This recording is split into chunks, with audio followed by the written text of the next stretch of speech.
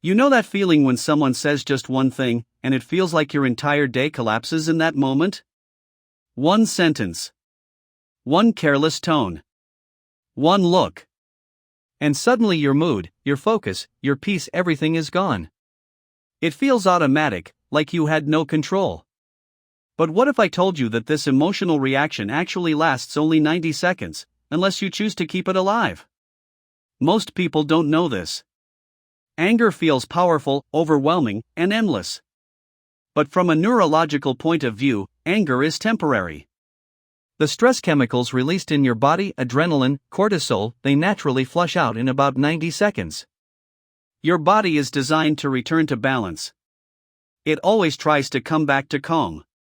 So why does anger last for hours? Why does one comment ruin an entire evening? Why do we replay moments from years ago and feel the same heat in our chest? Because after the chemicals leave, we invite them back. We replay the scene in our mind. We imagine what we should have said. We rehearse arguments that will never happen.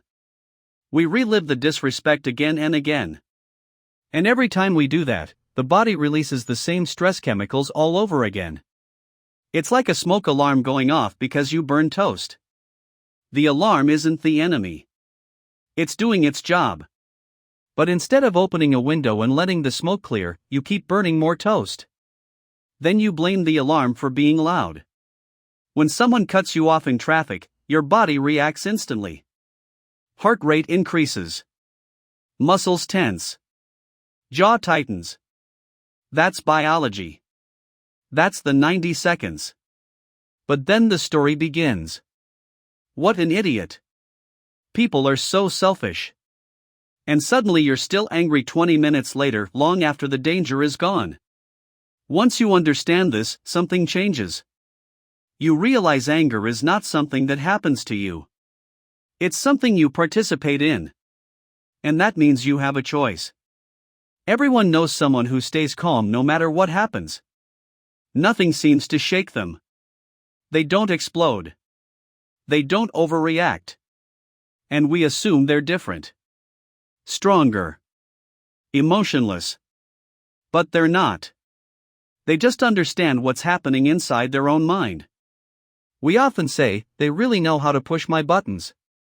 We say it like we're powerless, like someone else is holding the remote control to our emotions. But here's the truth, nobody can push buttons you don't already have. Those buttons are old wounds.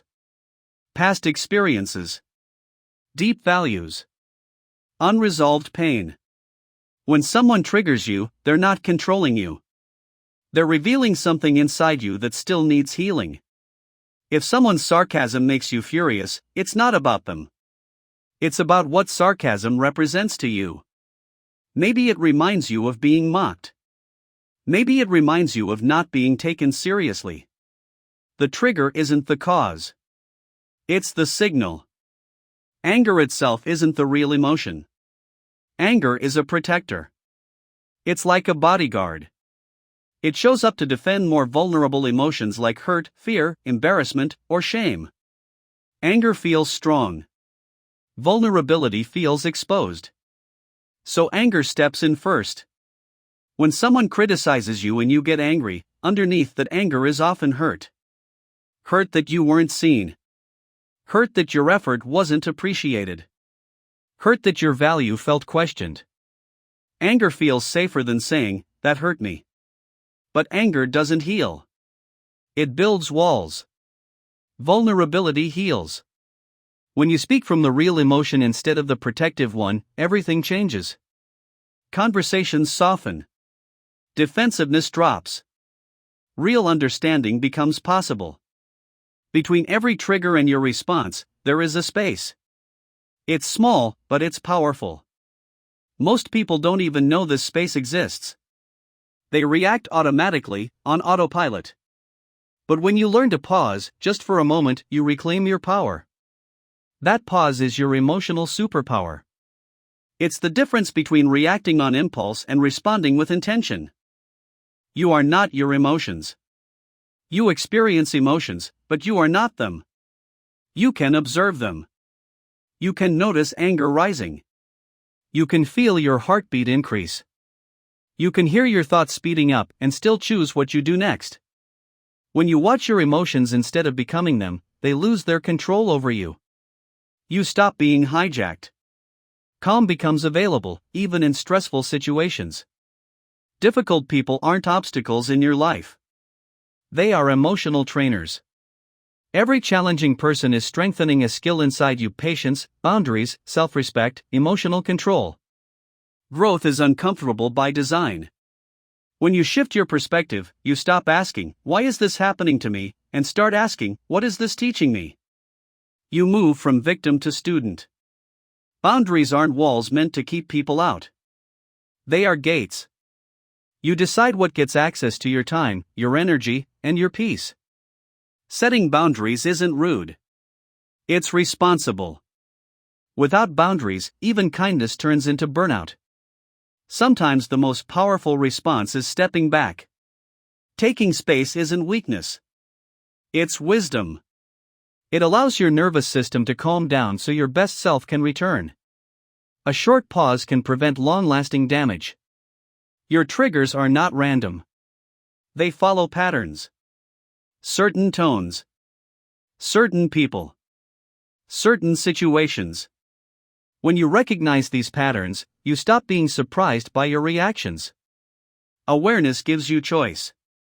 You can care about people without carrying their emotions. Compassion doesn't mean absorbing someone else's stress. You can support without drowning. When you protect your energy, you can actually help more. And remember this: you're not reacting to reality.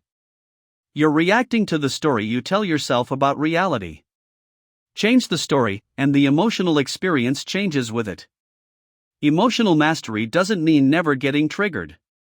It means recovering faster. Responding consciously. Choosing peace again and again. With practice, calm becomes your default. And when difficult people no longer control your emotions, your peace becomes unshakable. That version of you already exists. You're not becoming someone new. You're simply remembering who you really are.